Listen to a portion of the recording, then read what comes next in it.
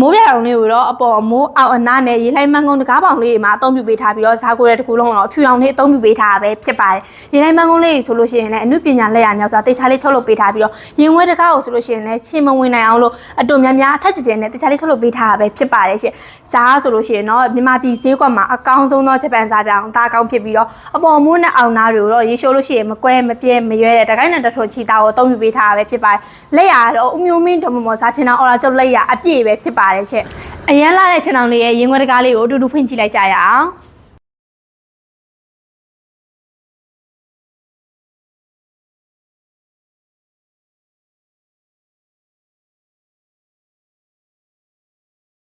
သူ့ရဲ့ရွယ်လေးကတော့ဘယ်ကနေညာထိအကျယ်6ပေခေါင်းရကနေခြေရင်းထိခြေစင်း6ပေခွဲအမြင့်9ပေအပြည့်ချုပ်လုပ်ပေးထားပြီးတော့ဘေးဘက်ကနေရင်ခွဲရေလိုင်းပန်းကုန်းတကားလေးထည့်ပေးထားတာပဲဖြစ်ပါတယ်သူ့ရဲ့ဈေးနှုန်းလေးကတော့3,400ကျပ်ပဲဖြစ်ပါတယ်ရှင်အခွဲမပါလုံးပုံစံဆိုလို့ရှိရင်တော့8,400ကျပ်ပဲကျတင်မှာပဲဖြစ်ပါတယ်